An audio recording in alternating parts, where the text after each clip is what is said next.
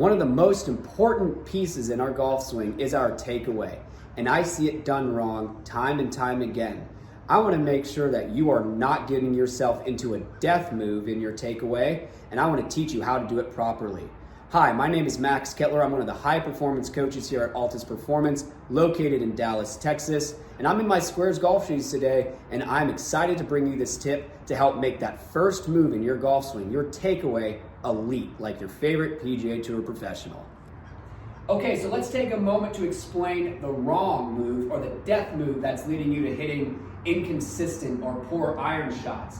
In the takeaway, when the shaft gets parallel to the ground, what I will see a lot of times is that the club head and the hands are virtually on the same level. So the club head gets a little bit too flat, the club head's not far enough behind the hands, typically it's too far inside of the hands like it is here. But what we want to get that takeaway to look like is those hands start to work inside and that club head starts to get really far above the hands. This is going to allow us to start to create some leverage to hit the ground.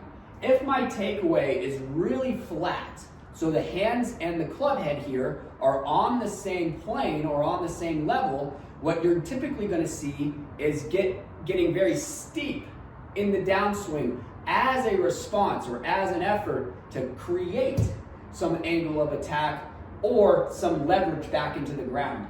If we can get that leverage created early in the takeaway or early in our golf swing, it will really help you shallow out that club. So if you're someone who is over the top, steep, hitting slices or pulls, you might need to check your takeaway and make sure it doesn't look like this, where the club head and the hands are at the same level when the shaft is parallel to the ground.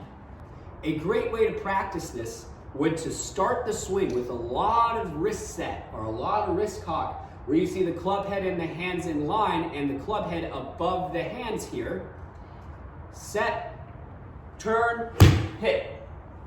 Conversely, if the club head is way too flat, you'll not see a lot of angle created in my wrist here, and then it's going to make it really hard for me to make good contact. You can just hear the difference in the sound.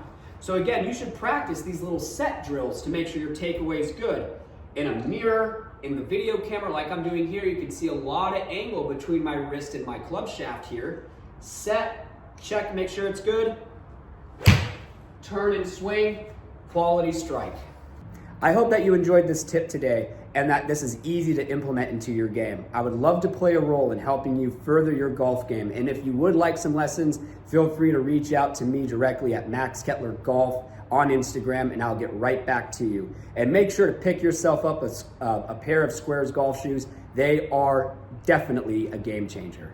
Thanks for watching.